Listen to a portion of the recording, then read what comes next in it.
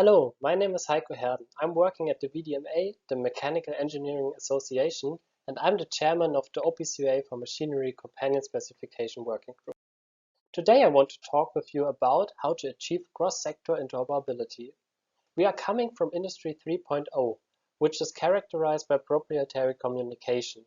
Now OPCUA enables a meshed communication network, which is the first step to interoperability.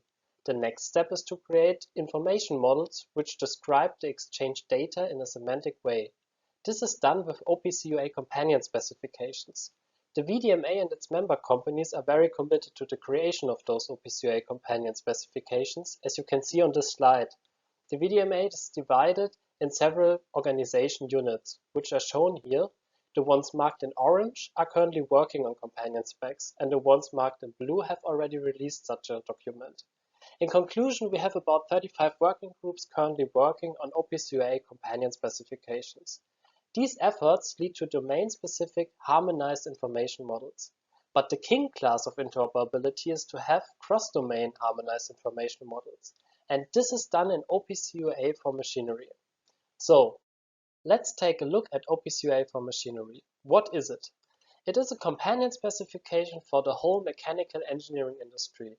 This means that it applies for machines like injection molding machines, robots or woodworking machines, as well as components as pumps, scales or electrical drives.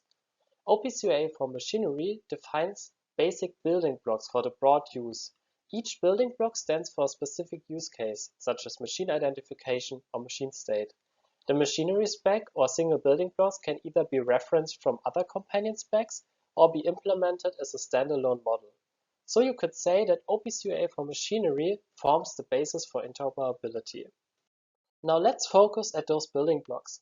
We started with machine identification, which enables a unique identification of the machine with properties like manufacturer and serial number.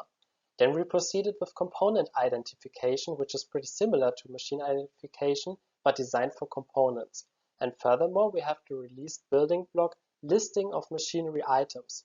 This is needed when you have an aggregating OPCUA server with several machines connected, because then you can see all of those machines in a single folder, at least the machines that have the machine identification implemented, and also you can take a look into the machine and see all the components which are part of the machine, at least if they use the component identification.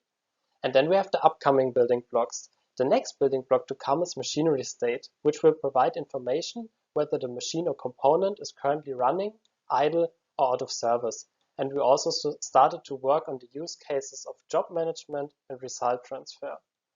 If you take a look at the picture at the bottom, you can see that all VDMA domain specifications will be using the VDMA base spec, which is OPCUA for machinery.